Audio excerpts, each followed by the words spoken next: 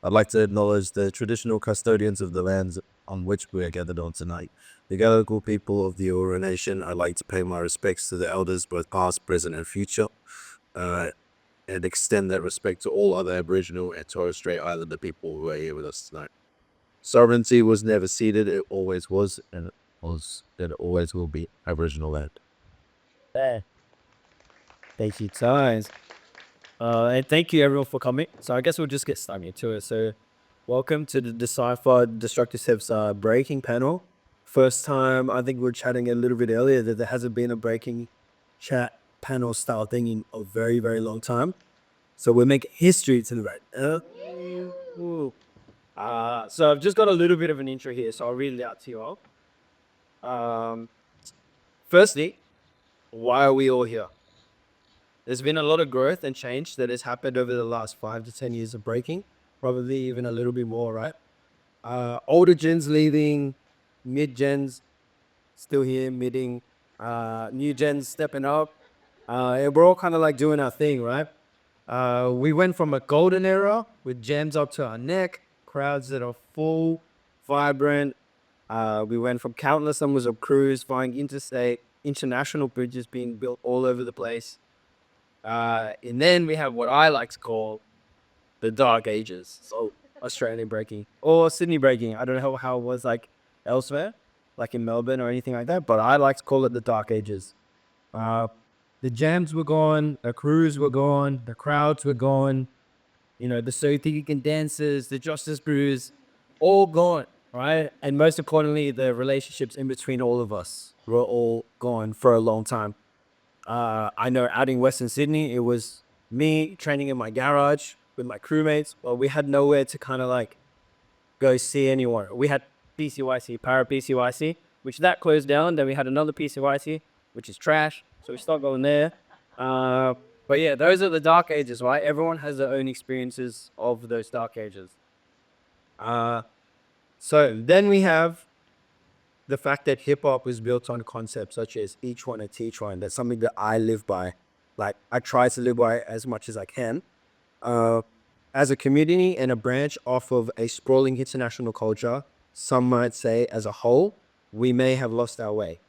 Rather than passing on knowledge and passing it down to generations and building together, we decided to disperse and run individually. Obviously, that's not for everyone, but it is like as a consensus, kind of what happens over time and in ebbs and flows. Sometimes we have that, and sometimes it's not there, and we're all together as family again, right? But now it's time for us to come back and be accountable for our growth. And it's nights like tonight where we can have these hard-hitting conversations, add to the foundations that we've been taught to already, so that we could build something amazing, build something that's lasting, and something that we're all proud to represent either in another state or we're proud to represent it internationally. Because I think for the scene, that's always the next goal, is to get our scene internationally recognized for what we are, right? So please enjoy yourselves tonight. I hope we all walk away. Oh, where am I? You're in my day, baby. Sorry, I skipped the part. So we put together a panel of breakers, hip hop lovers from all walks of life. We've tried our best to cover most generations, backgrounds, and perspectives. Everyone lives different lives, so everyone can speak from a different perspective on what we call breaking. So please enjoy yourselves tonight, and I hope you walk away with a positive and healthy mindset to take the conversations that we had today and further them with your friends, with your crewmates, with other people in different crews, because that's how we grow. When everyone has these conversations openly and healthily, then we can move forward. But if everyone's still too scared to have a chat about certain things, then we stay stagnant. So today's to kind of like push that forward a little bit more. That was my very long intro. Now I have a bit of rules of engagement for everyone, just because we may touch some topics that might be touchy for everyone. So the first one here is respect is key. Panel members, we want you to be as raw and as truthful as possible. We want you to speak in your own personality and your own mind, but do it still in a way that's like mindful and respectful. You guys are allowed to weigh in on any topic you want, but you're well within your right to also bow out of any topic that you want as well. So we're not forcing you to weigh in on anything. Just give us a simple And then like full equivalent. Crowd, onto the crowd. Please refrain from any outbursts. We had a document released to all of you in the public. Outburst, come on. To put your questions forward and your opinions forward. And if you didn't do it by then you're perpetuating the breakers mentality, and you probably should have. So now is not the time to yell stuff out. Only me and Ty could do that. Yes. And as I said earlier, the aim of tonight is to further conversations in the future. So take what you learn from here with respect and love. Have your conversations outside of the panel. But do not be the reason we take any steps backwards in the growth of our culture and our community. Cool? Rules of engagement. Done. Now, Ty loves this part, so I'm going to pass it over to him. Slam poetry. In basically this poem for ages. All right, so to start off, obviously we've got our guests. I want to start on the far end, but if we could pass the mic to AJ Riot, quickly introduce yourself, name, your crew, and then I have another question for you. You go do it quickly. You got like 10 seconds. Okay, I'm Riot. I rep Breaking Borders and Spicy Beats. Okay, quick question. Call out crew bite. Who would you call out? Who would you enter a 2-on-2 crew battle with? And who would you bite? Who would I bite? Yep. I'd bite Gerard. Kitegi. Cause I love watching him dance. I don't want to answer the call out one just yet. Let's go back. And what is it? Who to dance with? Hey, this is an engagement. You said there's boundaries involved, and I'd enter a 2-2 with Demolition. Hey, is that'd be sick. That'd be sick. Pass the mic on. Introduce yourself and the crews you represent. Awesome. My name is Demi, aka Demolition B Girl. I'm 44 years old. I'm from Melbourne. Representing myself, independent, and I have battled with Rhythm Faction, and I did have a crew called Grasshopper, but now I'm representing Decola and Entertainment. Yeah, that's pretty much it. I've been breaking since officially 2004.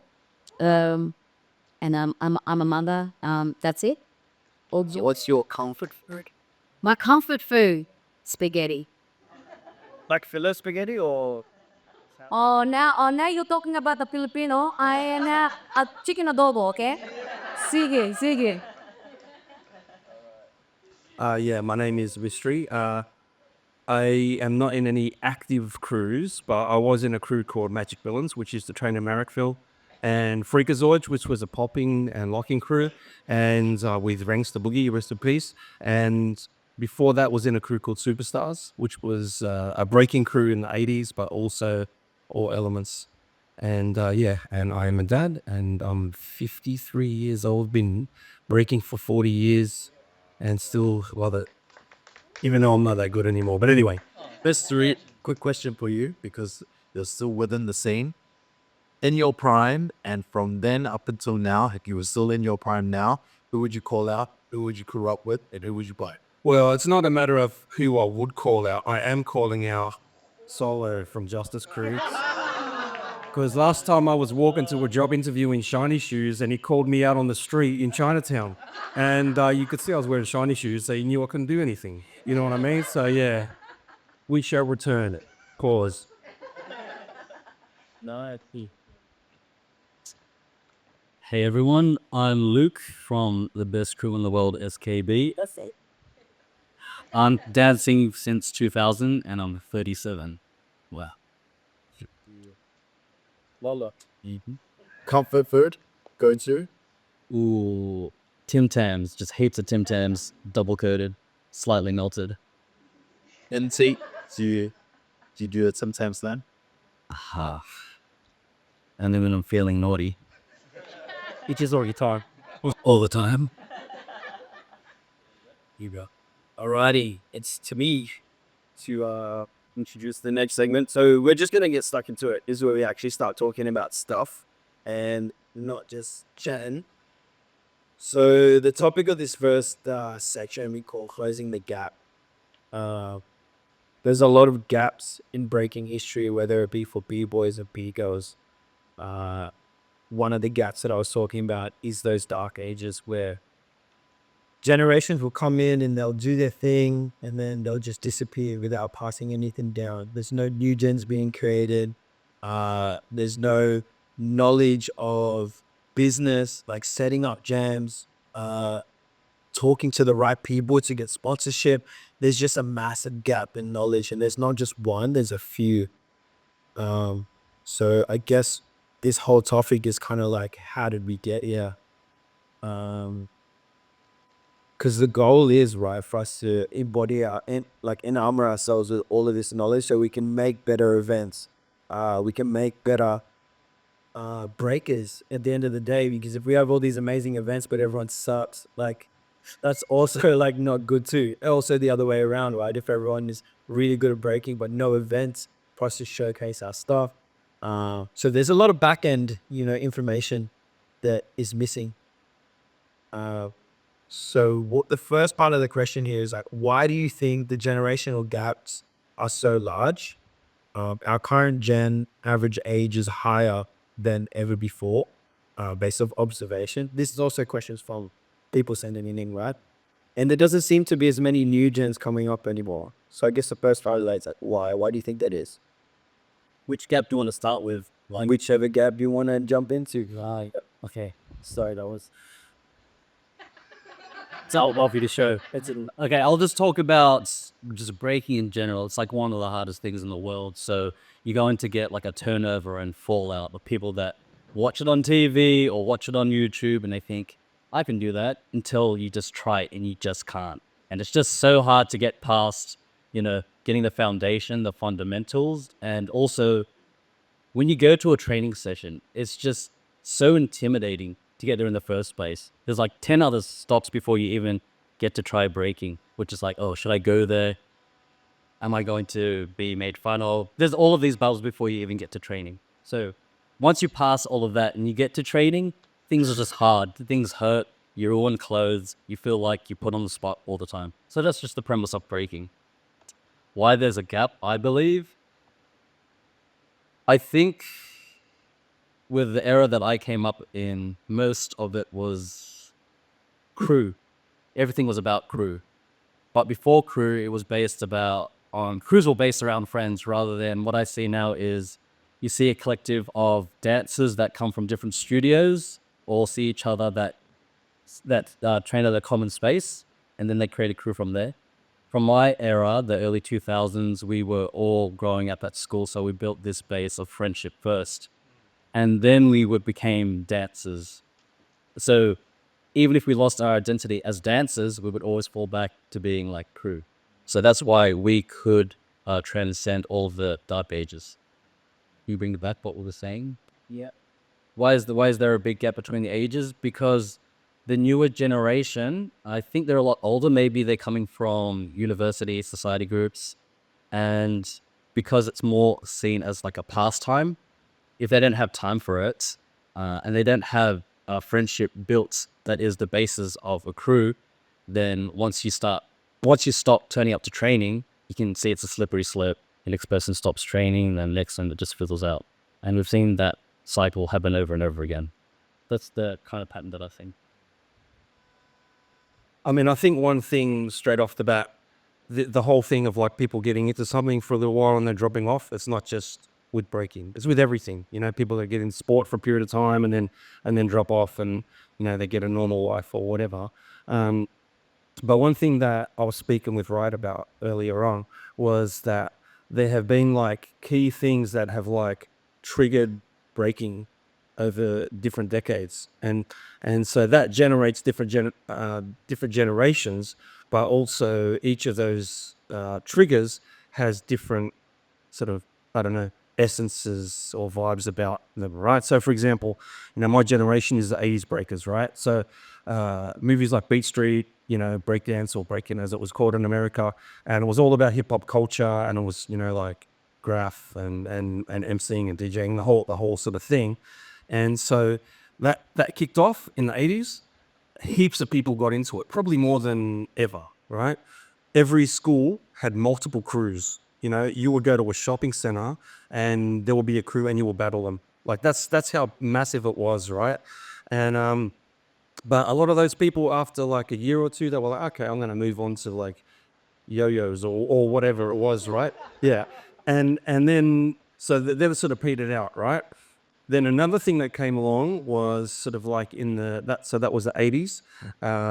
In the sort of like 90s, graph mags and graffiti and lots of stuff. It was one of the mainstays for hip hop because it was mainly about graffiti, but it also talked about breaking as well. So Vapors magazine from Sydney and Hype magazine from Queensland, which was the rapid fire guys, and they would talk about breaking and all sorts of stuff. And then in 1990, Battle of the Year. So then it was like, okay, right, there's something to focus on. There's like this big international thing. But the culture of that was like, okay, routines, big battle, crew battles. So that sort of, but these aren't bad changes. I'm just saying it changed like the emphasis. You know what I mean? Then in 1997, Run DMC, the remix of Jason Evans' remix, it's like that. And it had like Cujo and animation and a whole bunch of other breakers in it. And so for some people, that was like the first thing that they saw. And then that sort of like developed another generation of breakers with a different sort of, history. You know what I mean? And each of those had gaps in between. I would like to say that, like for myself, like there was a period where amongst the 80s breakers in Sydney, I could count how many continued in the late 80s on one hand, and there was like my boy Maze, a high five in Perth, and there was, Wicked Force, some of the Wicked Force guys in Melbourne. It was a handful, you know what I mean? But we still trained, you know what I mean? And so myself, Jester, Wiz, Rangstar, we just used to train just because we didn't want to get fat, you know what I mean? And we were crap at other sports, you know what I mean? And so we just used to train just ourselves at Marrickville. And then the Run DMC Jason Evans remix came out, and then people saw us. They go, oh man, that's like the guys in the music video. And then Marrickville took off. Marrickville was like a big mainstay. And then, when Marrickville petered out, I started up the one at Street Uni. So it's about having access to people, you know what I mean, that have that information. Like I've said it recently that there's only a handful of like OGs that are still actually connected with the modern breakers. You know what I mean? So that's part of it. Kept them connected though, from your perspective, when you see the handful that from your generation that is still around.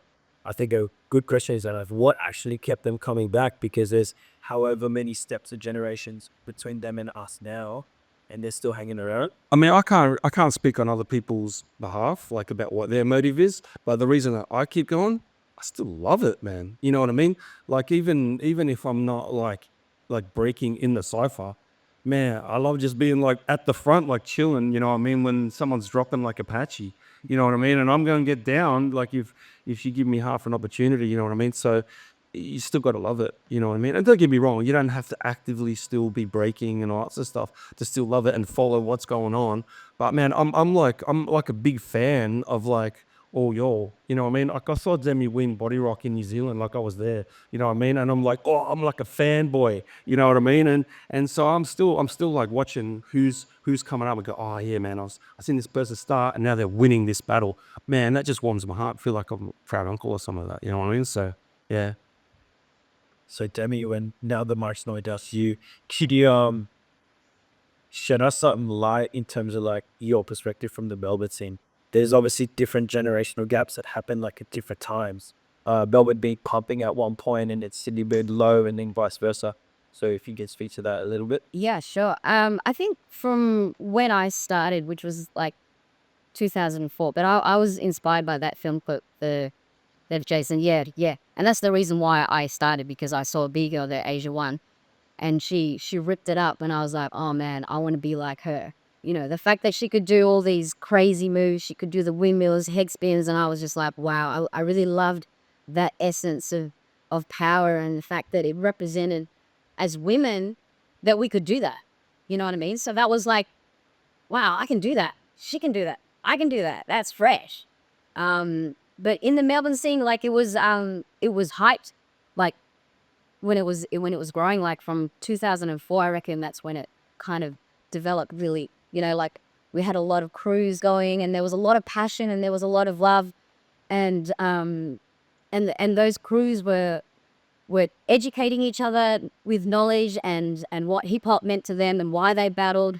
Anyway, and the reason why I battled was because it was something that I gravitated to because I had, you know, it was a place for me to feel safe. You know what I mean? Like I could express myself. Yeah, and that's what I loved about hip hop, and that's what I loved about breaking because, you know, people were loving it. Or, you know, the jams were fresh. And I think what changed was because the politics came in, then the beef came in, the aggressive sort of like you know, like just kind of like not cool to kind of like, you know, the way they called out people. I don't know what, there was just a lot of beef. That's all. And I think that's what happened was that they lost the hip hop essence of like the love, you know, the legacy of hip hop, the legacy of breaking. What does it mean? You know, and I think that's what we need to come back to, the roots as to why we battle and as to why it happened, you know, in the first place. You know, sorry, I'm a bit emotional. I'm actually because you know, because breaking for me is like from here, you know, feel it and it's impacting. You know what I mean? So it impacted me because I went through healing for that. You know what I mean? It was a place for me to feel like this is sick. Like I feel good about myself to be able to like express myself. You know what I mean? So I think we just need to find the love and why it is that we break. You know, and we need to filter that and actually like share that knowledge and share the passion and remember what it means. You know what I mean? I don't know. Does that make sense? Do you think it's our responsibility as breakers and members of this community to be able to foster that and to, I guess, like Benji's saying in terms of each one teach one, is it our responsibility to then pass it on to somebody else? 100%. I think it's important to pass on your knowledge and that fire that you had. Do you know what I mean? And nurture that, and also like teach him what are the elements of being a b-boy. What does it represent? What is it? Do you know what I mean? Like yeah, I think it's very important to teach your students, you know, to empower them and to also build them up and to elevate them. You know, you can tell them that you know, this set is whack, but you got to do it in a constructive sense, so where they feel like, oh, okay, cool, I get it, I understand this. I think it's the way you deliver the way you teach them. You don't want them to make them feel like, oh, I feel shit. You know what I mean? I think it's important to have that essence of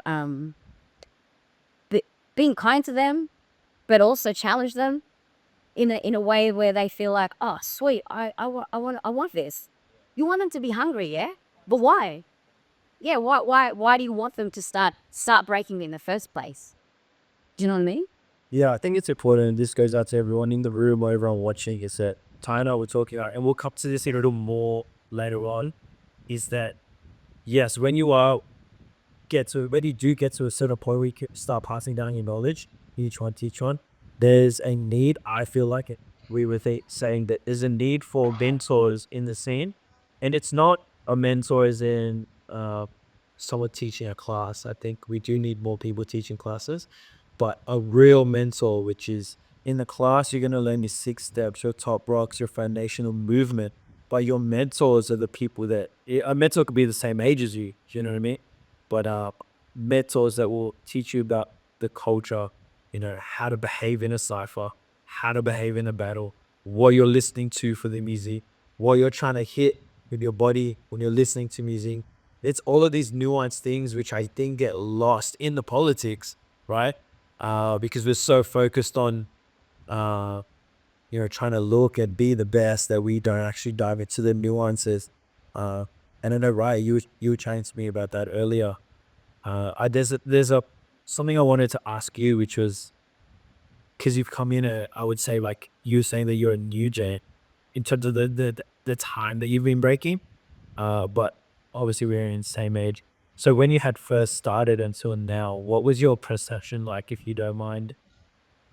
Just coming, just to give everyone a bit of background, right? Because we've seen all these generations now, and now we get to see what a new gen sees Oz breaking as. Yeah, and I feel like that's what I can comment on. So I watched You Got Served back when I was quite young. I have a new gen, but I'm 31, so and that was just something that blew my mind because for me, dance saved my life. I don't think if I didn't discover dance and the freedom of movement, I would not be who I am today. And who knows what I'd be fucking doing or where I'd be, basically. So for me, dance is so personal and it's so sacred, but I did want to explore it. And that was such a hard thing. I YouTubed how to do a 6-step because I didn't know where to find these classes as a kid. Not a kid, but yeah, like 16. And then when I did start doing classes, like just basic party grooves and stuff, and then started seeing the break, it was so intimidating and there was no accessibility. Like I started doing hitaboos, breaking classes at dance school when I was like 20, 21, and I learned all my foundations there. But then to try and enter the scene, it was like really scary, really intimidating. I had no mentor. I had no one that was really there to show me, hey, this space is like what Luke was saying. Like there's like the 10 steps. I didn't have anyone to hold my hand there. So I would go watch battles and I would be like an audience member just cheering on. But I actually ended up going to Crump instead because Stacy took me in, started doing the zero sessions, and my heart was always in break. But I tried going to some spaces that just weren't for me. There was just the energy was off. And then it was actually Vin who he doesn't even know this, but yeah, he basically at one of the BCs, I went to him and I said, "Oh, you have sessions in Marrickville, I live around there." And I just started consistently going with him, but that was after COVID. So it honestly took me from 16 to 26 to finally step in and be like, okay, this is still scary and this is still a lot, but I have found my people. And that's something that I don't want other people to go through because as much as I love my journey and I love the person I've become, and maybe I'm better at handling breaking now that I'm older with a different mentality. I just think accessibility and mentors would just be a better step to bridging that gap because maybe I could be here in a different generation kind of making comments just like everyone else, So I think it's just really important to know, especially being not being a man and being queer. Those are also very big reasons I had reservations walking in as well, especially back in the day, because that was more fight. Yeah. Can I let's continue that and let's talk about access and mentorship. Can I throw to you, Mystery, or Luke?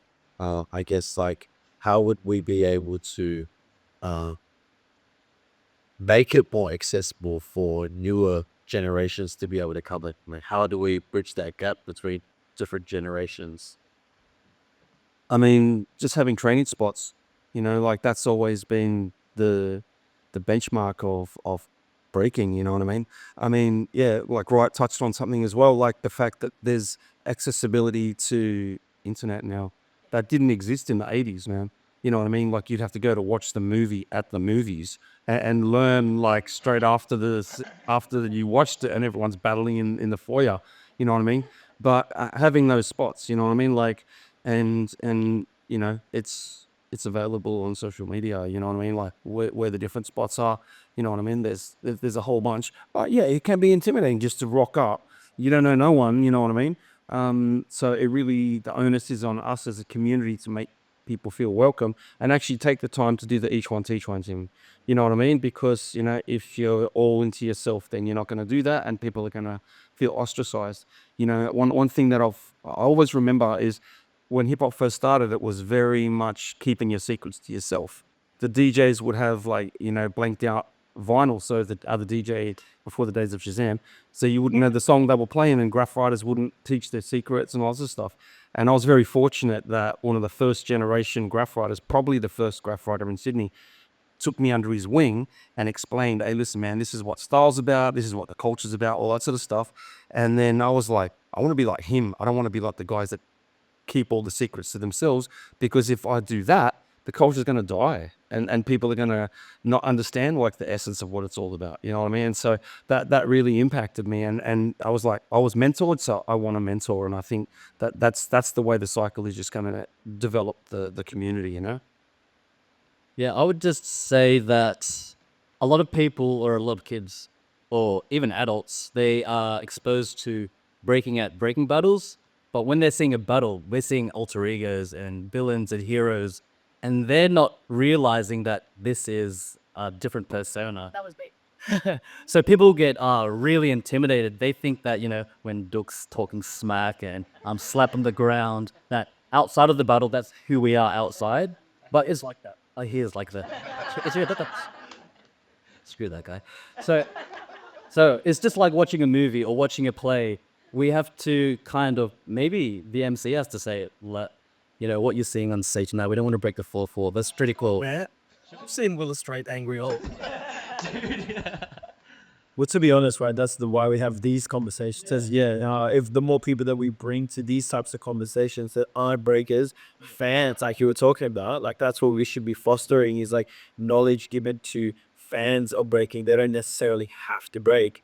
And that way, when they do watch it, they understand the show that's going on, right? I think we have to interact with the fans as well. Like after a battle, we always just go to the crew or outside, but there are other people that are watching, and they could be potentially part of our community. But what we do is just walk by them, and that just adds to that persona that they saw, that we're sort of standoffish. But I think we should be proactive and put in the effort and talk to these people.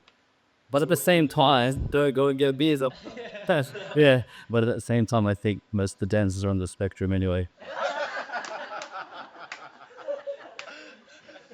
So the beers help, right? Yeah.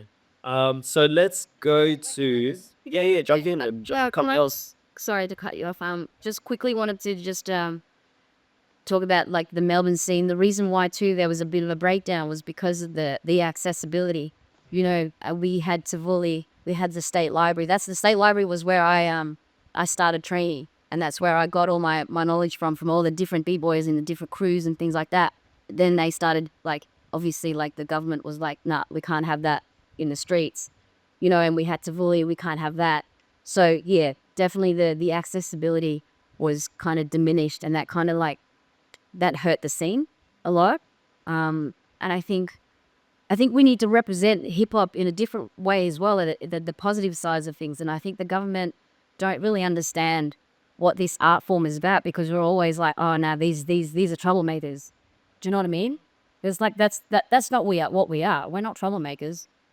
Maybe we were, but this is our form of like wanting to do better or to be better, or however we want to represent ourselves. Does that make sense? yeah, Yeah. I agree with you as well.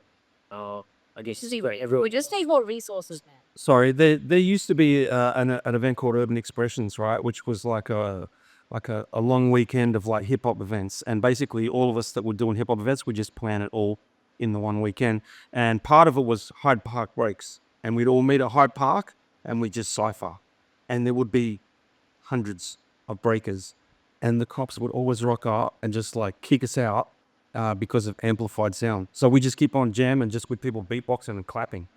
You know what I mean? And it was packed, but it was that whole thing that they were like, no, we don't understand. It's a bunch of like, I remember hearing one of the early articles about, I think it was like the Def Jams or something like that.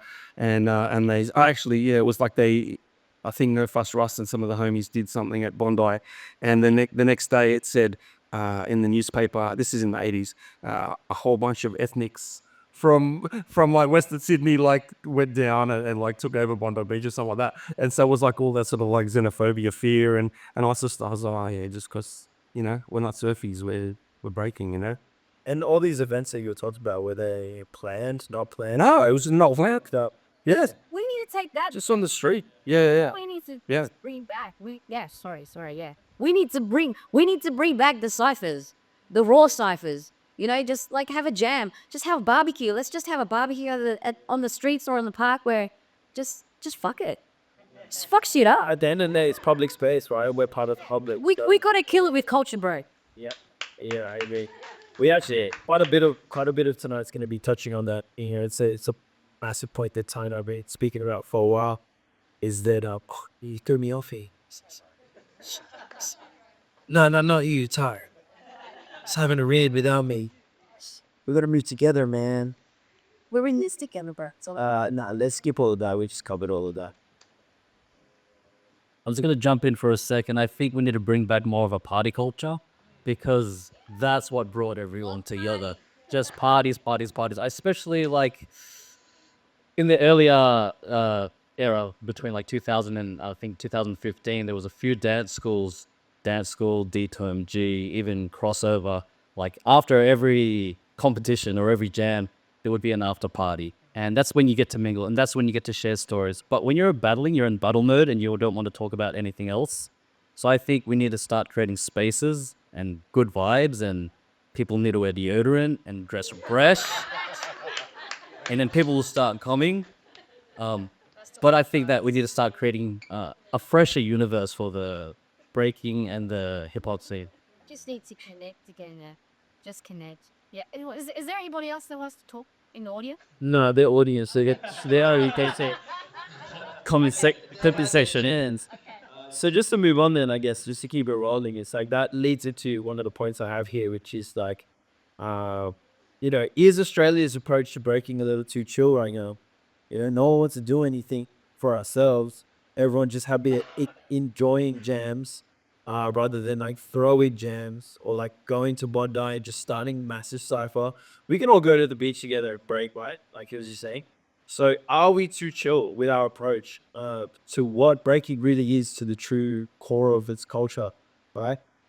There's one here that I was saying to Tai, which is like, don't complain about it, be about it. And it's something that I've seen happen quite a bit over the years I've been breaking. Is everyone loves, now I'm just calling it out here, right?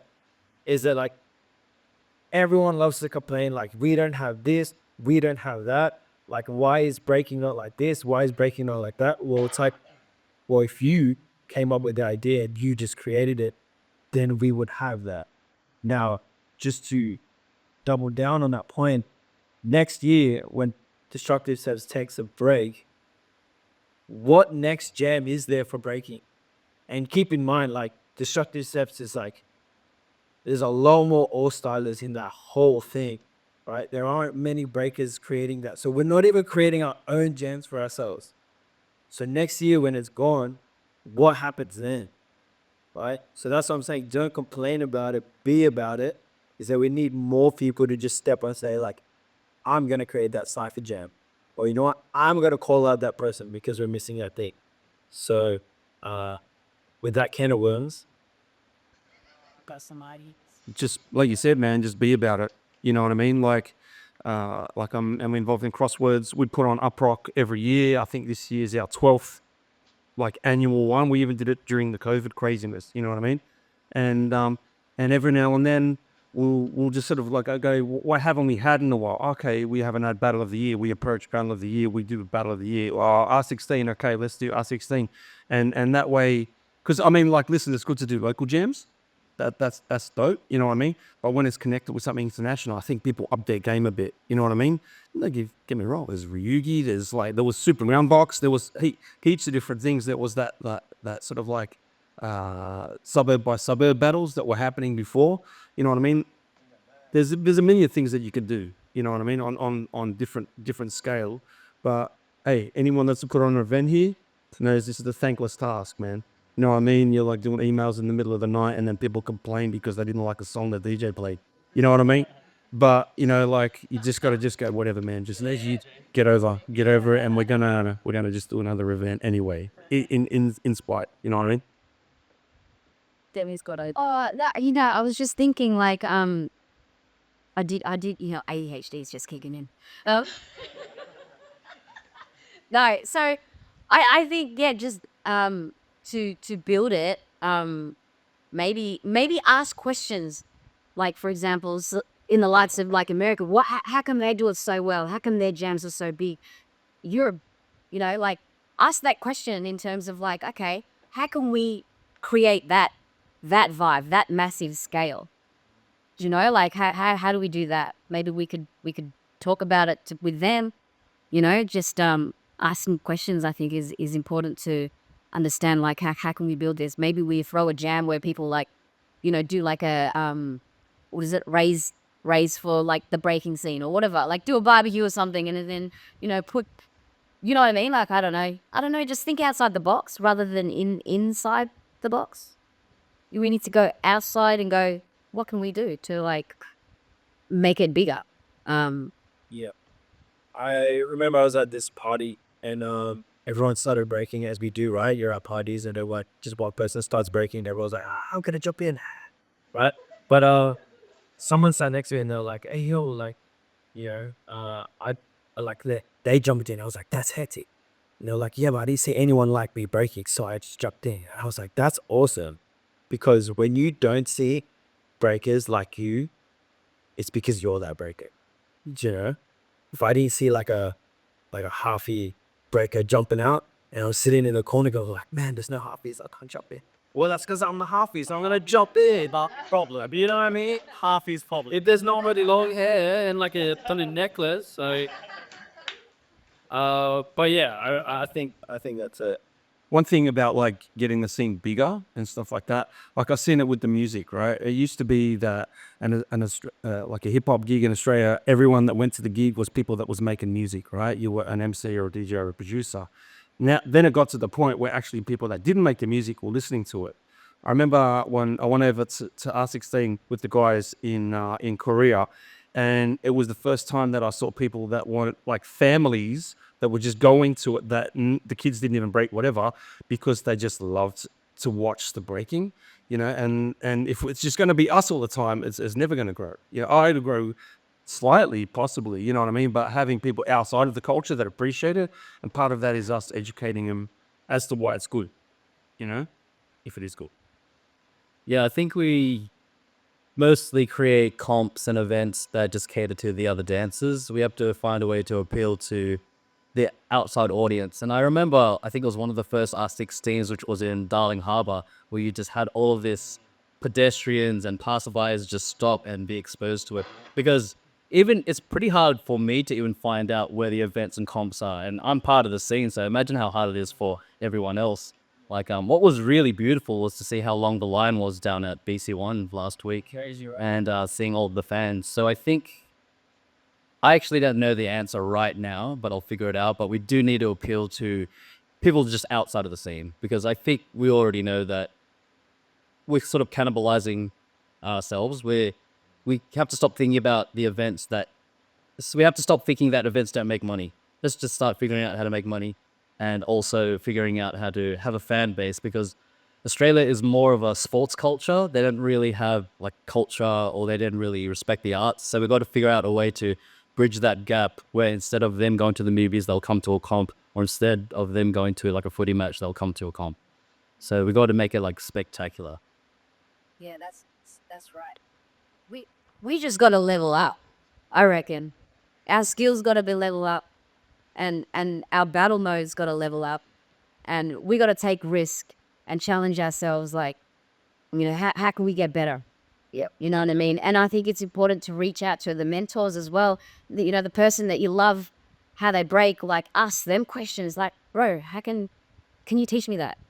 You know, that feeling of hunger, which that's what we just need to be. We just need to be hungry to be better, to level up, and just and elevate each other as well. Remember, like we gotta keep encouraging each other and empower each other, as to why we do it as well. You know what I mean? And have fun. The joy of breaking is dope, right?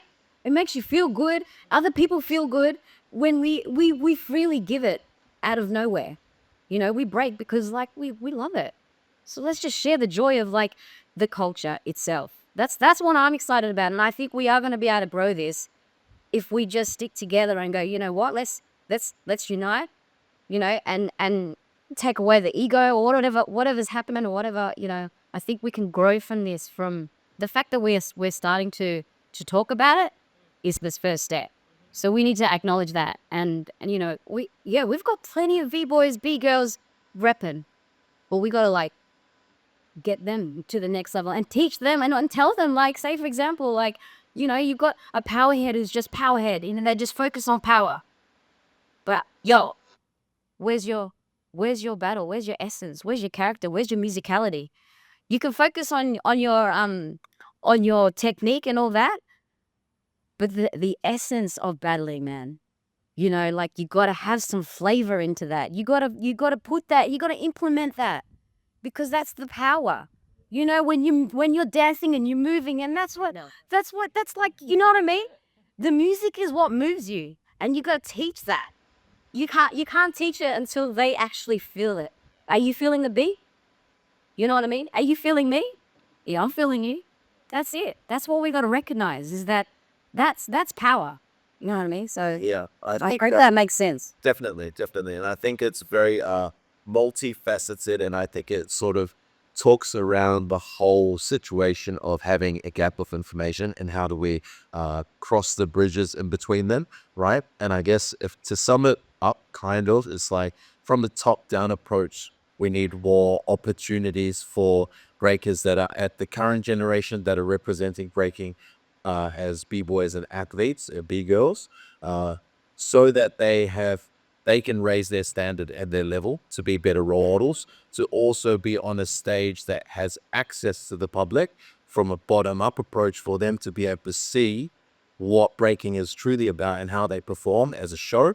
And then I guess that sort of allows more access for more people to come in. We have more opportunities for the breakers that are at the top to be able to go overseas. But then we also need to have different facets of how do we keep continually provide these opportunities, as well as those breakers to then pass on their information to the new people then coming in. So it's a little bit more streamlined. But then on the back end of that, then we need the people that are, let's say, for example, within your generations that have the accessibility to be able to organize events or have sponsors or communicate with different groups and different bodies so that it covers that sense as well.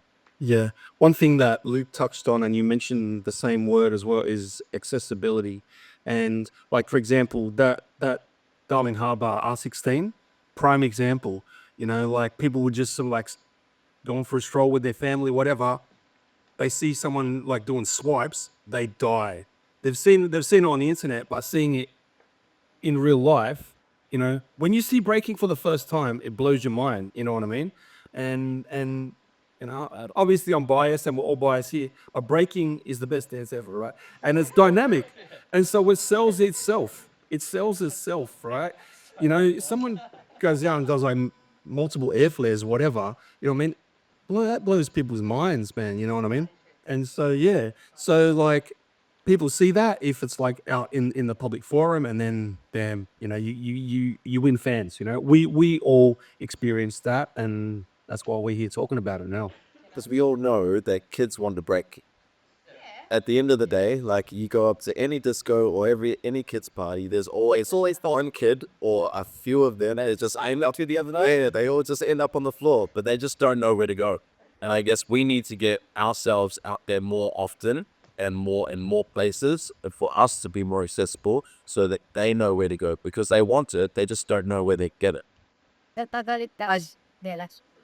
Sorry, I just want to add on to what you were saying, Ty, about the accessibility and like you talking about like, you know, the top people and then how do you keep that flow in? But that's obviously not happening. And it's kind of like, how do these older gen breakers hold themselves accountable and not hurt? Like, you don't have to hurt your own ego, but you can hold yourself accountable for like that not happening.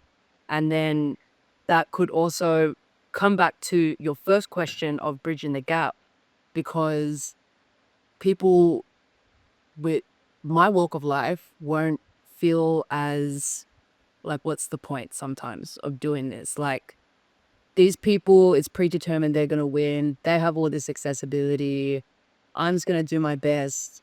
This is a lonely road type of thing. So it's like, there's probably so many people that are just leaving because of that. But it's like, what are you guys going to do about it? Like, I know a lot of people know I'm running B-girl sessions. Like, who's come to me and put their hand up to say, hey, let me help? I've had to go constantly be finding people, and I'm still figuring this shit out too. And it's kind of like, all these people know, but where are you? Why are you helping? To add on to that, there are also like a common thing that has come up from other generations is like, well, nobody asked me.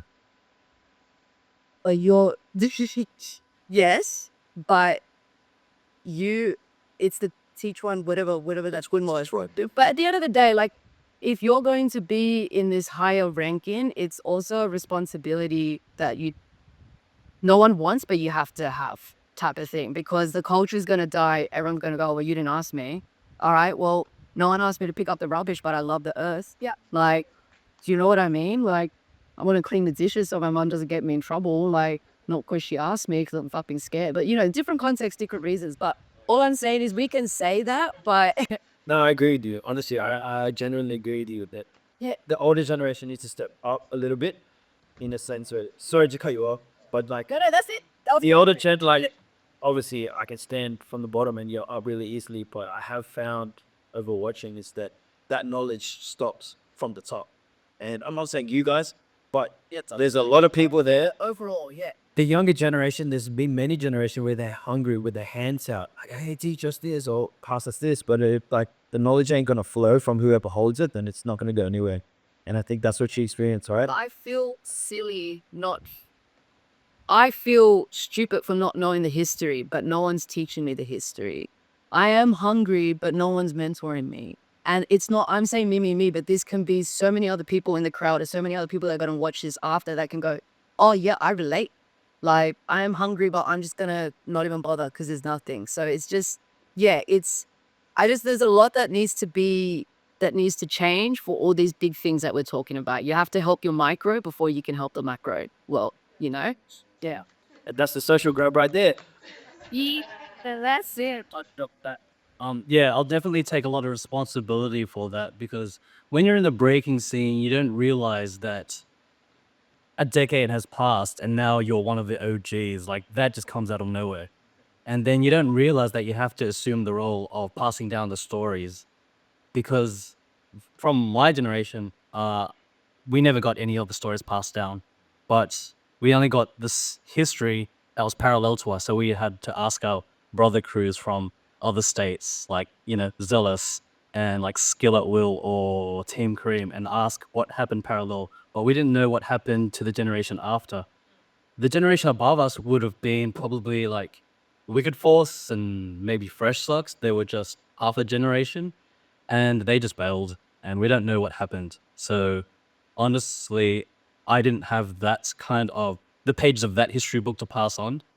But I'll also take a lot of responsibility because I didn't assume the role of like mentor or a storyteller until recently, until we started speaking to the younger generation like Flirtality and NLB and Circle and everything like that. That's why this panel is noted. Yes, we're going to harmonize. No, but I've got to say, it's a two-way street. It's a two-way street. You know what I mean?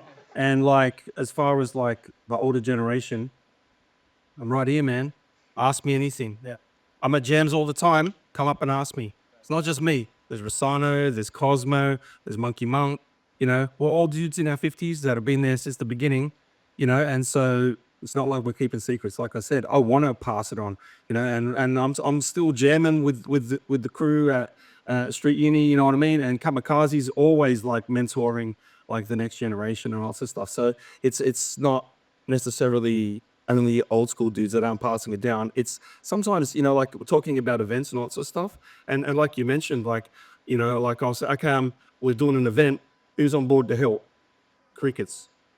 You know what I mean? You get like 2 or 3 people that are like willing to like set up the lino and help set up the sound and all that sort of stuff. So sometimes it's like, oh, okay, all right, we're just gonna do it anyway. You know what I mean? Or also sometimes, like as an older generation dude, you could feel like you sort of like you are telling some stories about, sort of like the essence of the culture and all that sort of stuff. And then people are like, oh yeah, go old man. And it's like, oh, okay, cool. All right, man, sweet.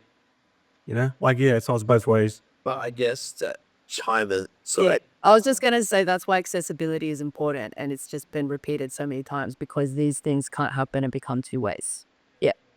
And I think sometimes as breakers, we forget the importance of what's more important, right? We get caught up in the cop and we get caught up in the battle. And when we don't battle, or let's say we lose a battle, or we're not the B-boy at the time, it's just like, oh, I'm just gonna do my thing. Yeah, exactly. So I think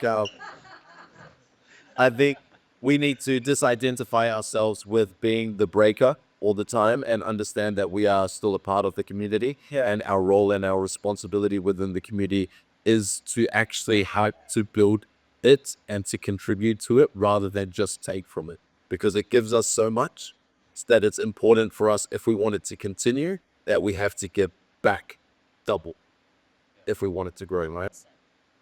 And I guess I think we're all on the same page and we all come to agree, and maybe this is the opening of that conversation to share it and to have those conversations outside of the space. But similar, like when I was coming up with breaking, we had to figure all of things out by ourselves. Like we were just down at crossover. There are no other generation breakers while we were there, and we're just figuring it out.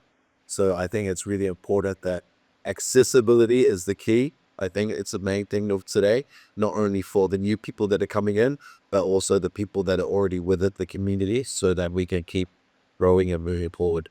Literally. Yeah. Cool. I think we made some decent steps forward, right? Now, as you were just saying, like disruptive steps. What's the opposite of destructive? Building steps. That doesn't sound great. Anyway, that's terrible, Brandy. Just to move forward, right? We got a few topics that I do want to bring up, but we are like crunching time, right? One would be we'll just move into, so it's 3 parts in one. And the first part is what happened to call out culture? Dead. What happened to the art of cipher culture? Dead. And judging in Australia is whack. We've had these conversations. We've had these conversations like individually, and I'm looking at many people that I had these conversations too. It's more so on this side, but like I've had a few over here too. It's kind of heavy on this side too.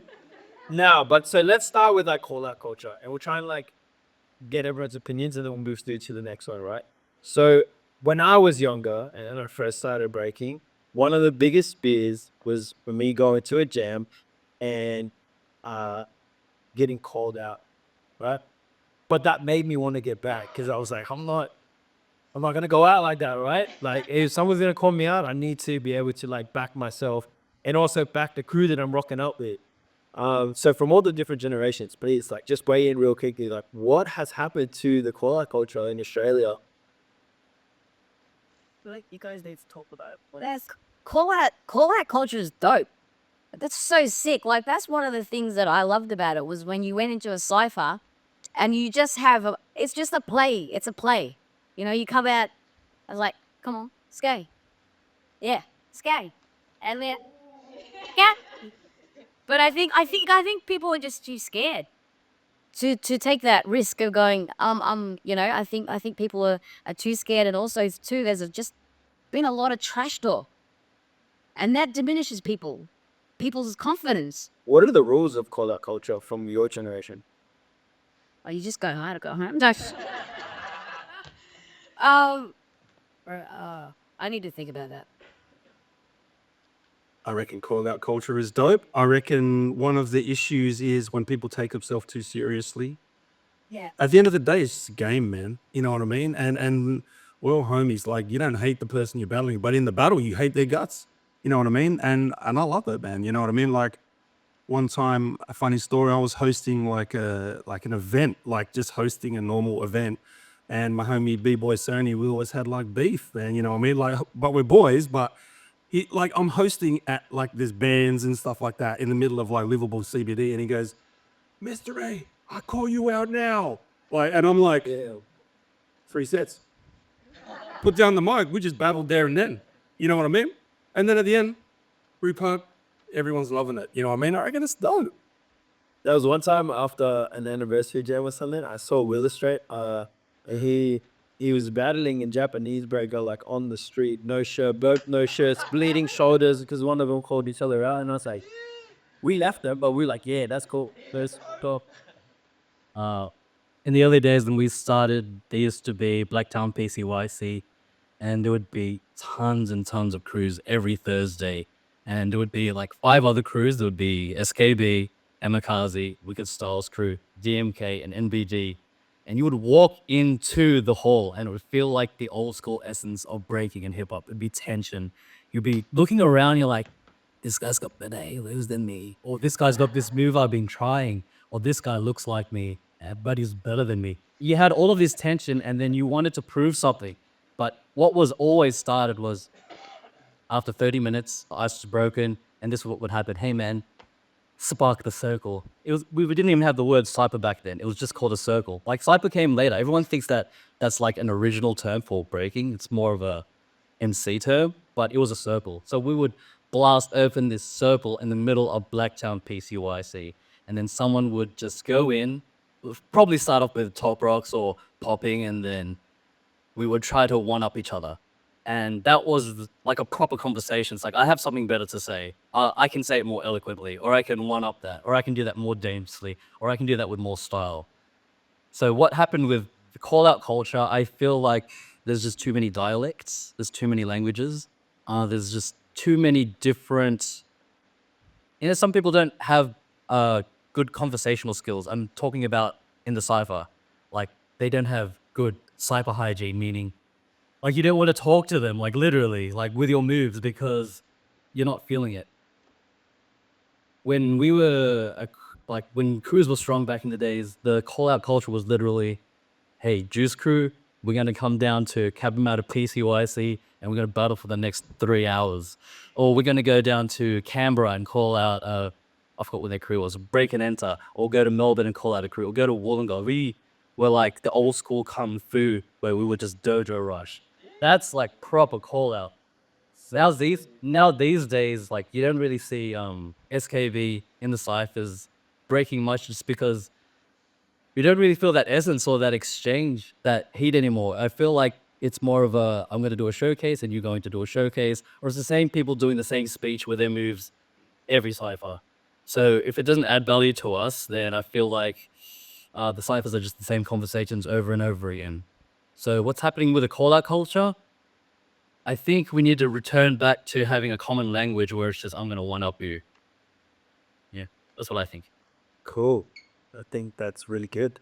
So the next one would be in hand in hand with that, like cipher culture. 2 very different things. Do you know what? Suck that. Judging sucks in Australia. Let's go straight to that because we kind of spoke about that already, the cipher culture and the call culture. Judging sucks. I think it sucks. Many people here think it sucks. Why? Why does it suck? And it's because of this, you know? I have my opinions, but I would love to throw it to anyone else who wants to test it to this. I want to see what's up with that, and then I'll... Yeah, I think maybe there hasn't been a conversation as to what we are looking for as a judge. You know, like I think having that conversation is like, well, what are we looking for represent, like who's representing all of those increments of you know, selecting them because they're like, you know, they've surpass those points, like whatever it is, whatever that. So what do you look for when you? What I'm looking for is musicality, character, battle, foundation, and the way that they move me as a person, like how they impact me with their moves, and then I think it's definitely characters one of the biggest things because like you know your top rocks is the most important part. Because that's your intro. It's like, yo, this is me. Yeah, come on. Yeah. And then you get in, and then once you get into it, you're in the zone. Then everything else will follow. You know, I think that's what's missing as well. Like that whole dance element of breaking when you're doing your. I think everyone's just too safe. Yeah. We're like, oh, I'm just gonna practice this set here, but not feel the music. I just do the, you know, this part. Yeah. But I don't feel it. You know, and I think for me as a judge, I look for, the impact that you're going to give to me with your dance, with your breaking. Does that make sense at all? Yeah, Yeah. it does. It really does. And I think when there's clear guidelines as to like what everyone's looking for, it allows people to be a lot more expressive within those. To further that, to dive deeper into judging and the whole thing. I know it's a bit crazy, but draws. Let's talk about that because it's something that's brought up quite a bit. I personally think draws suck. Like if you're getting paid to judge, you're getting paid to raise your hand, left or right. Do the job. If you can't do it, get off the seat. But we see it all the time at all levels. So let's just go there. I was gonna rewind it back a bit. When anything is judged, it becomes like a sport. It becomes like a competition. It's a contest now. It's no longer raw. I don't think you should have like your own opinion. I think you have to unify the approach of what the rules are for the game. Because when you enter the event and you know the game, you get to play the game rather than, oh, that judge doesn't like me because I was using the rules from the other game that I thought was playing. And then you get upset because, oh, last competition I was fresh and original, but now this is the new lineup of judges and they judged against me. So that's what's throwing everyone off. There's this internal conflict of people's expectations of what the game is and what game they're playing. So before we have a comp, we have to unify the judges because you might have different, it's literally your biased opinion. That's what the judging is. But let's at least find a common ground where we're going to judge. And to Australian judging in general, we have to throw out the Australian standards and we have to judge harder. And we have to judge as if we were judging international competitions because what we're doing is lowering the bar and saying, oh, that passes for an Australian standard. And that's just whack. That is the worst thing that you can do. You can't let that slip. Like if someone is clean, but they didn't do anything hard and you let them pass, that says something about the standard. That's not what we should, that's weak judging. We have to be a lot more harder. As a judge, we should literally like have a mallet. Like if you ever see me judge, you'll see me wearing all of my decisions on my sleeve. I'll call out whack. I'm here to judge. Like, I don't want people to come after the battle and say, why did I lose? I'm like, just watch the video. You'll see it on my face. Like, seriously, like, we need to judge harder. And just to jump all to forwards to the tiebreakers, like, I don't think anything in life is exactly 50-50. What I feel like when a judge does a tie break, they're insecure or they're biased or they're just not a good judge. Like there's either easy ways to tip the scale to where your tiebreaker was. Can be like, okay, because here's Dizzy's example. Whoever goes first, they get 0.5 points. And that 0.5 gets cancelled if the other dancer responds. If they don't respond, then if they just do a showcase and not reply to the first dancer's question, then the other dancer or the other side gets that 0.5. So there's never a tiebreaker. And this is just another thing, like the essence of breaking is freshness. If you have both equal amounts of skill, musicality, it's just you dress fresher. Like that always comes down to it. It's like who came to battle and just looked better.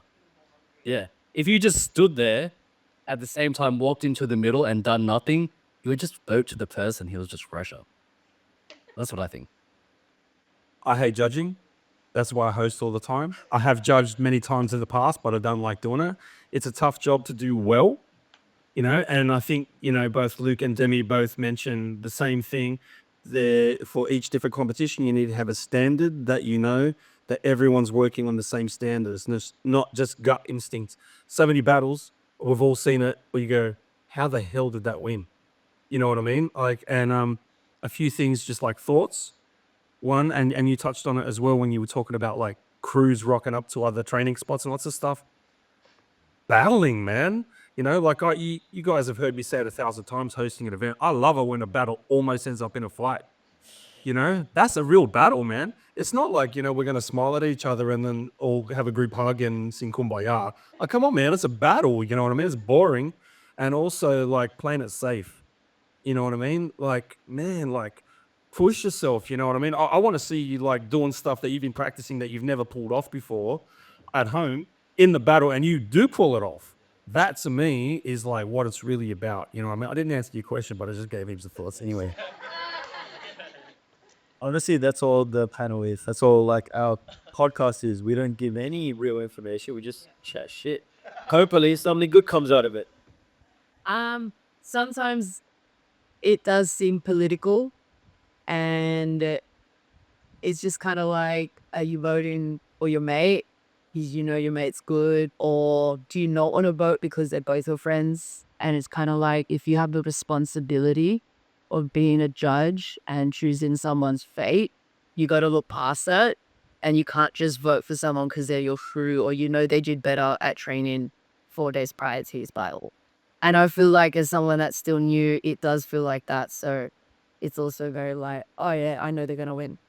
I see who's on. It's a bit disheartening, right? Yeah. And it's like, not always, but like, I'm sure we can all have opinions about that. I'm not the only person, or maybe I'm saying it right now, but I'm sure a lot of people at times have felt that. So yeah. The last time I battled, judged a battle, that very thing happened, and it was interstate, and I knew that one of the breakers was like top level, all that sort of stuff. On the day, they were a bit so, and a newbie won. I said, "No, man." On the day, they won, and there was so much hate that I copped, and the newbie guy copped it as well. I'm not gonna say name names and all that sort of stuff, but I was like, no. I'm not judging what I know you can do. You didn't do it today. I know you can do it, but on the day he did it. It's almost like, if you're that good of a breaker, judging should be even harder on you. Do you know what I mean? Because if you have that like reputation that you're a high skill level, high everything, and you're winning after doing a trash set, like, that's trash. So I feel like judges should be judging them even harder. You know? And it leads us to the next point. I don't know. Maybe equally, yeah. You kind of are you kind of conceive thoughts, yeah. Yeah, I think that's the biggest thing. Is this like no preconceived thoughts? Sack it when they jump in. It should be even. That's the only time you'll be seeing a true 50-50 at the beginning. The responsibility. And we can see with the Olympics, they had to go through all this training because it's a responsibility, because breaking became sport. But it's like, okay, you don't have to be that extreme at a local jam, but like, walk in knowing your responsibility as being a judge, not everyone's mate in that moment. And like, the people battling and everyone else should also not take it to heart and give shit to the judge. Like, it's two ways. Like you were saying before, like, you just gotta not take it personal. It is what it is on there. You're shit, you're good, you're mid. Train hard, go back next week. How bad? Yeah, come on, yes, I'm just gonna say it's difficult to judge. Yeah, as a judge, you do have a lot of responsibilities. And also you do have a play in your mind, for personally, like, oh, why did you pick me? Like, you've got these little internal dialogue in yourself. It's like, am I good, am I good enough to be this person? You know what I mean? It's almost like judging is a battle in itself, but Internal battle. internal battle, yes. Yeah. But that leads us to, holding dancers in the community accountable. And what I mean by that is that I remember back in the day, one of the guys who taught me a lot about breaking is Derry. Derry's the type of guy where, like, there's something that he doesn't like in terms of judging or in terms of anything. Like, he'll be the first person to voice it. Yes, it can be very spiky at times. But when it comes to judging, to be held accountable for judging, I don't see that happening anymore. Whereas, like, when I was younger, if you were whack as a judge, someone, obviously there's a level to it, right? Someone's gonna call you out and say, like, you're trash. I want to call you out to show to everyone that I'm better than you, even though you were judging. At least that's what was going on in my mind when I saw that, right? So yeah, how do we hold people accountable, whether it's for judging, whether it's for whack breaking, whether it's for opening their mouth too much, like, and go. Where do I begin? Like, how do we hold people accountable for judging? Well, I think there's a difference between like being a good judge and a good breaker, a good dancer. Like, you don't have to be a good dancer to understand the mechanics of it or how hard everything is. Because I've seen a lot of good dancers judge and it's terrible. I think what you need is people that have studied battles, because they know what's a bite, what's original, because I'm seeing a lot of judges let a lot of bites slip through. So I think that should be called out. You know, I'm not really a fan of calling out the judges after, but I do like it because it puts them on edge. It gives them like it makes them accountable. It makes them feel like if I make the wrong decision, I'm going to be called out, which they should feel like that. But you know, you don't really call out a judge. What do you think? Yeah. Let me. I don't know. Like there is like, I know we don't like this term, but there is like a bit of a hierarchy. You know what I mean? Like, if you lose to, you know, you get judged against by some like legend OG, is it really respectful to like call out that first gen New York breaker? You know what I mean? Like, I don't know. Personally, I wouldn't do it. Yeah, I don't think it should be done. I mean, if you've decided as a judge, I mean, as a competitor, you just need to accept it and go, okay, well, what did I do? What can I do in terms of to get your vote? You know, like ask questions. I mean, a lot of the b-boys, and you know, they would come up to me. It's like, what can I do? They ask me for feedback. You know, it's like, why didn't you pick me? You know, and I think it's important to ask questions and then give them a constructive feedback. You know, because I think the more you ask, the more knowledge you will gain, and that's power in itself. You know what I mean? So you're gonna have more growth in yourself if you ask. So ask the question. Don't be afraid. Don't be scared. And yeah, just fuck shit up. But I guess who keeps the judges accountable? So if there's a hierarchy, right? And if like we're the breakers in the comp, then you've got the judges. Then who are the people that are keeping the judges in check? When let's say people are watching the judges, and for sure some of the judges aren't making quality calls. That is a tough one. But just to continue with what you said, the best judge for me with that stuff, with the feedback, is Poe. You know, I've seen him so many times. People will come up to him and go, "Hey, man, why did you judge against me?" And he'll sit down and go, "All right, so when you went out, you did this, and each one's each one. He's the king of it. You know what I mean? And that's how we all should be. You know, like Poe one. Shout out. Let's add to that. Now that you've said that, maybe we need to have a workshop with, you know, and you know what I mean? Like have a workshop so that we can be like, powered up, knowledged up, whatever. I can't find the words. But yeah, have a workshop so we can like unpack it, so that we can learn from the master.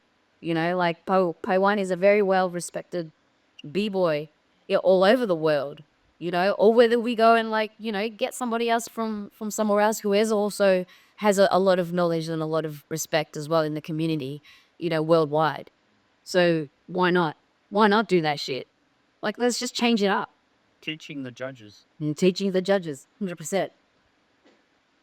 Yeah, I think there should be a selection of judges that is, you know, based on the track record of, you know, when you watch a competition and then you see the finals and you're like, yeah, that definitely went right. Like that winner was supposed to win, or the tournament went according to plan. Not plan, that sounds rigged. According to what you felt it was going to be and what it looked like.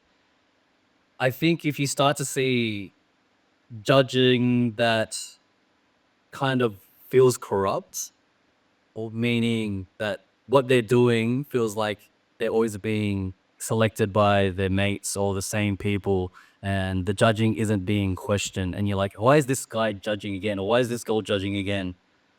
I feel like there should be a way to like intercept that, or a way to question that, because I think there's like this big miscommunication of why are they still judging. And just to be on the topic of judging really sways the direction of where the scene's going. So if you feel like keeping basic fundamentals and freshness will get you to the finals because that's what wins, that really changes the whole sway of the whole scene. Or if you feel like Bobs always wins, that always, well, according to the judges, that always really sways the scene. So we're going to have to really,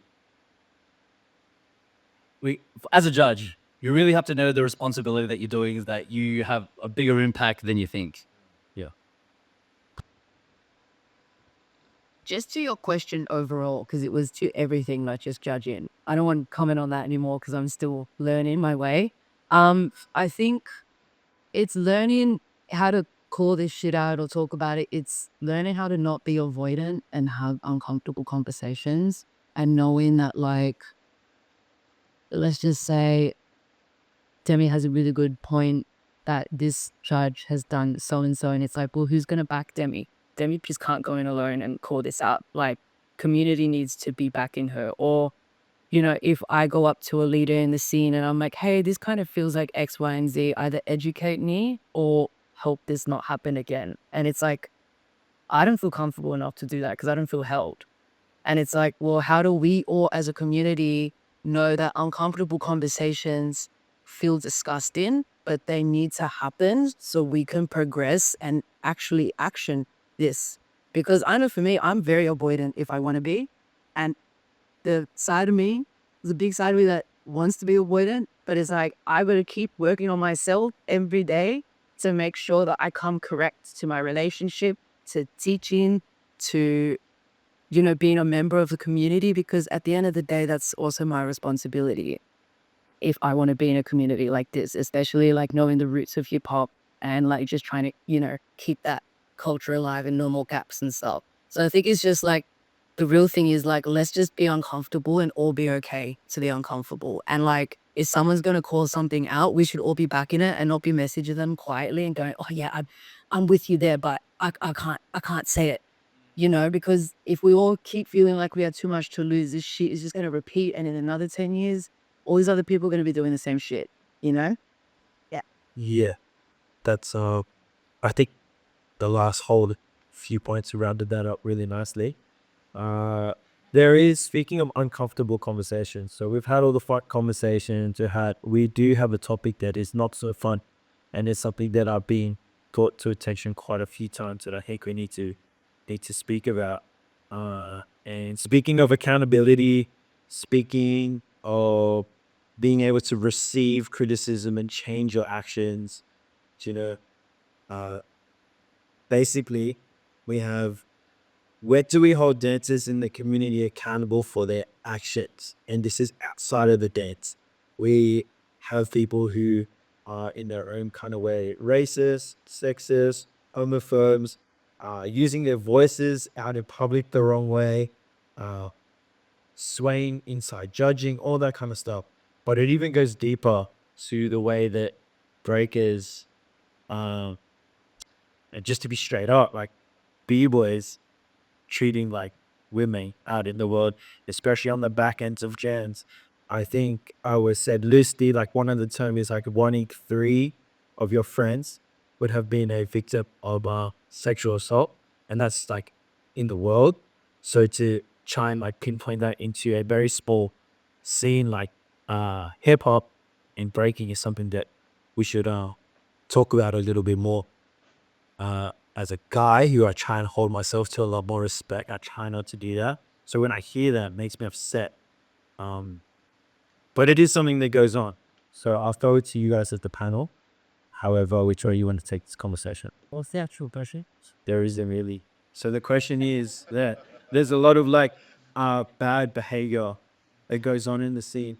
And how do we as a community, this is the question. How do we as a community come together to be able to receive these criticisms and be able to be told that, hey, you're behaving incorrectly, and then make those changes? Do you mean explain what? Yes. You. Oh, okay. I'll just say what I think I heard, but I don't think it's like a breaking thing in general. It's just a thing in general. And what you do is you pull your friend aside, or you don't blast it out in public, even though if it's an online thing, and then they have this hot take on this thing, or they have bad conduct online, you don't blast it out. You don't air your dirty laundry online. You do pull them aside, but you have to know that they're hot-headed. They're intoxicated with all of this emotion and what they've ever done, and then you find a good enough timing to talk about it. I don't know what the exact theme or the problem would be, but I think what you would do is say, I think maybe your mind isn't straight. You wouldn't say that. but like you would probably just let them know that this is pretty tricky because I've had to do this a few times. But I would talk to them privately. That's what I would do. Shall we throw it down? That's it. You know, like I said, this is not just in breaking. This is like the world. You know what I mean? And any big organization is going to have a whole bunch of different people with different ways of thinking and upbringings and whatever. But I think that, you know, like we change the culture increments at a time. You know, like I was saying, it's a small thing, but like when hip hop first started, it was like very much keep the secrets. And then a dude said to me, "No, man, this is what it's all about." And I was like, "Okay, well, I can change that in me and the people that I can influence. I can be a positive influence on." You know what I mean? And I think it's just, you know, social media is not great for it. You know what I mean? Because there's the accountability thing is not really on social media. But I think that yeah, it's a quote Michael Jackson. I'm looking at the man in the mirror. Make that change. You know what I mean? It starts with us, and then it influences our small circle, and then the circles get bigger. You know what I mean? Okay, I'm just gonna be straight up.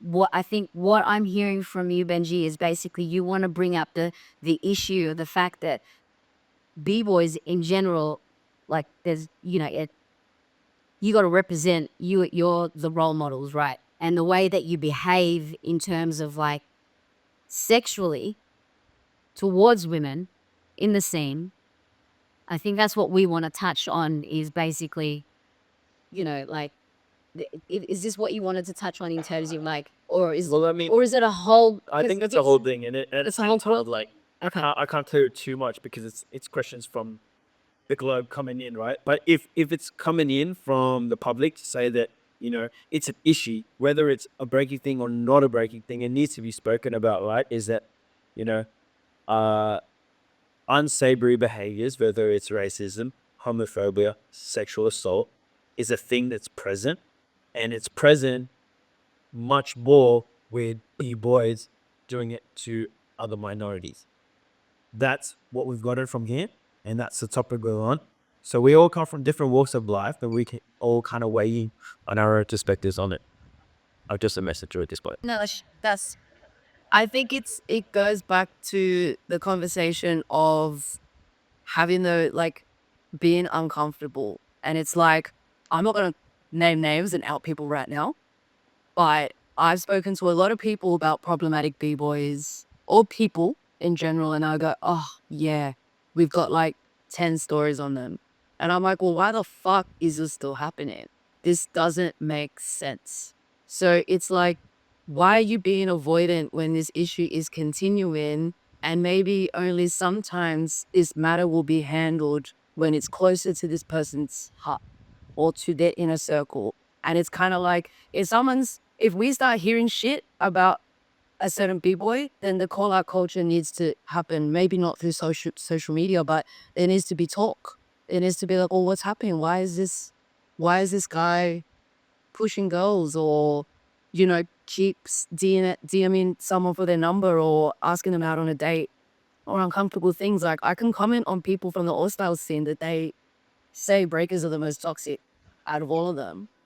I would say breakers and crumpers, but don't want to get, you know, but I have to agree with them from what I've seen. So it's like, if you hear a problem, at the end of the day, unfortunately, that's your duty of care. So me as a teacher with kids, if this kid says something to me, it's my duty of care to report that to the police, to my boss, to the parent, because at the end of the day, even though I didn't want that to be my responsibility, it became my responsibility once it became public. If I turned a blind eye to that and something happened to that child afterwards, I am to blame as well. And that we can't just be doing that in certain contexts of like, okay, I have a working with children's check, I have a police check, this is my duty of care as a teacher. It's our duty of care as community to be making sure that this shit doesn't happen. And if you're all telling me you have 10 stories or 5 stories or multiple, you know, all this shit about this guy, then it's got to stop.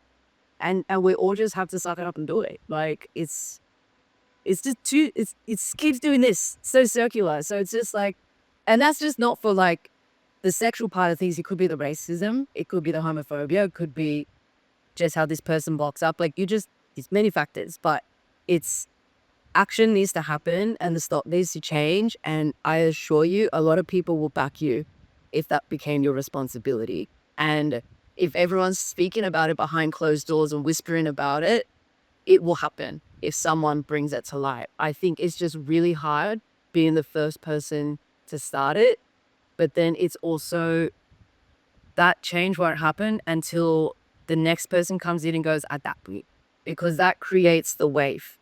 It can't just be a solo experience of one person trying to be a hero and changing this whole community. Anyway, yeah.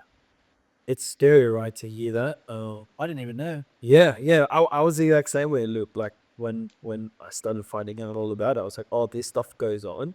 I think we were quite blessed to be raised in a breaking culture that is quite healthy,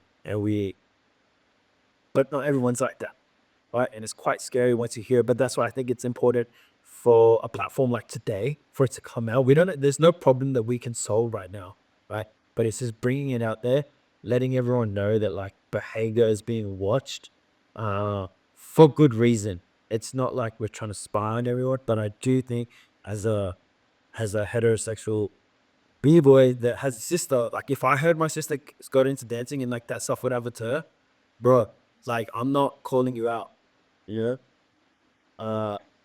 But again, that's not always positive too. So that's why I think listening to the stories and backing each other, and showing that we can like stand with all types of breakers, stand with the B girls all together as a one for these odd behaviors coming up. It's all styles too. So you have to understand it's not just to the big girls, like the all styles girls are coming in saying that like this matter is beyond breaking. It's the street community in Sydney and Australia in general. So it's knowing that, yeah, maybe some big girls have that, you're lucky, maybe it didn't happen to you, you came in, he's a partner or whatever, but like you have to go beyond just this community and actually venture out and talk to those girls because like there's a lot. Then I guess the question is, for those of us that aren't necessarily aware what happens behind closed doors, right? How are we able to then support, whether it's the all-star community or the female breaking community, in a way that makes them feel safe, or where we can support them? Not sure if it. Well, I feel like I'm talking a lot. Yes. I feel like it's just knowing where the safe spaces are. And it's like, I know it's a two-way street, but like when it comes to these topics, I'm not going to come and tell you if something happened to me because that's going to be scary. If you give me a response that's going to hurt me more, my mental probably won't be able to handle that, So it's like, I have to, if this happened to me, I'm not going to talk about other people. So I'd have to protect my mental. But if I know Tai is my crewmate, he's super forward. I know he's going to hear me. I know there's going to be change. I know that I can go to Tai and tell him.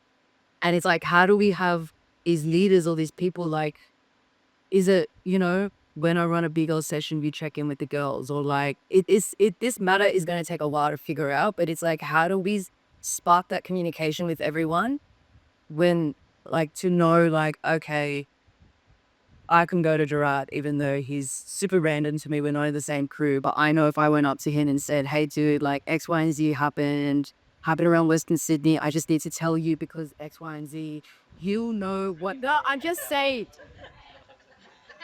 I'm from Campsie. I was around Miracle. That she was dodgy back in the day. I'm just saying because that's where he runs his space, right? I'm not.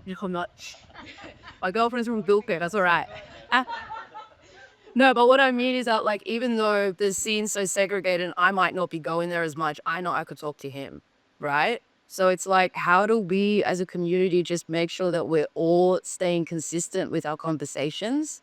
But I do think this matter as a whole probably needs to be discussed more at length and with more leaders. And like how you were saying before, like that area head thing, it's like also just having like just spaces in each part of Sydney and just knowing.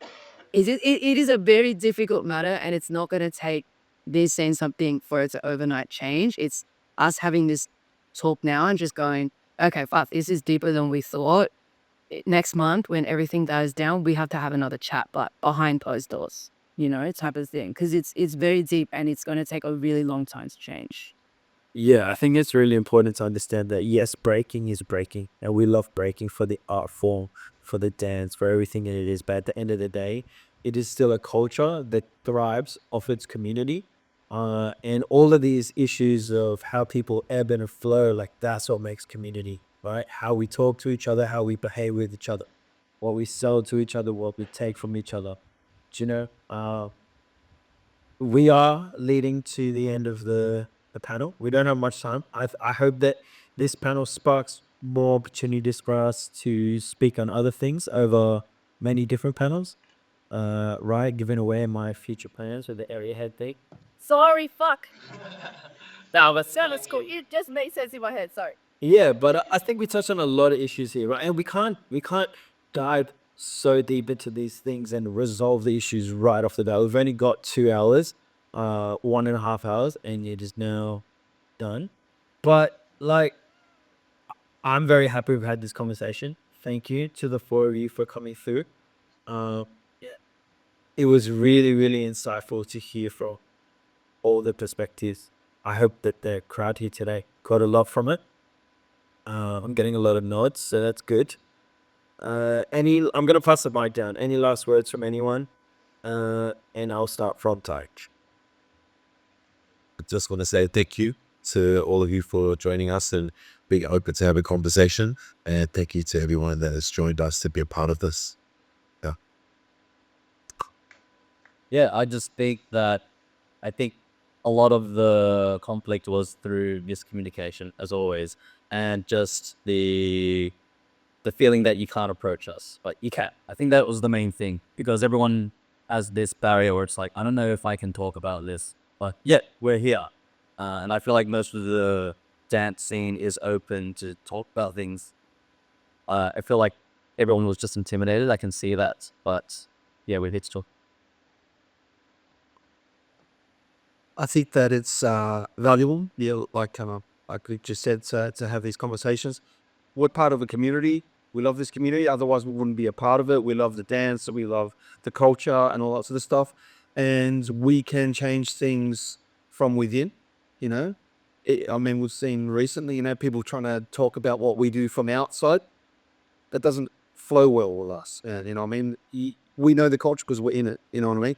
And yeah, we just got to keep on chipping away and where it goes, it's going to have its ups and downs, but yeah, I look forward to the future. I think I think we just need to action it, talk about it, but action it. Instead of being reactive, I think it's important to be proactive, so that we can progress as a community. Yeah. I just want to say thank you for trusting me on this. And I just hope that everyone's inspired by this discussion and can just at least take it away that these panels should happen more. And it doesn't have to be as professional as this. It could be like a crew discussion. It could be just a discussion with your trading session, or just within some close friends. But I really hope that these discussions don't just stop just because Benji and Tai are gonna take a break from off or whatever. I hope that this gonna keep happening. And just know that vulnerability is a superpower. I know a lot of people are taught otherwise, but being vulnerable can open up so many doors that is better than you being closed off and letting your usual way. So yeah. And staying humble. Yeah. Okay, Lamar. Thanks, Kate. Good. I just want to say thanks for doing these, man. Thank you, Ty. Thank you. Yeah, we appreciate. That's all good. I think, that it aligns with what Decypher really is.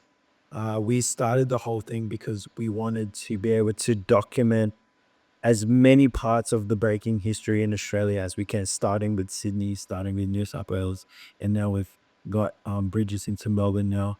So conversations like this aligns really, really well. There's more to breaking than just breaking, and that's where my kind of personal mission is to show people that you can be a fan of this thing, you can be a videographer and put that into breaking, and all of it, all of your talents that might not be breaking in itself will be added to this culture and then tenfold added on top of everyone else's skills. Yeah, a big part of the reason why we started this was because there was a a generational gap or gaps in information.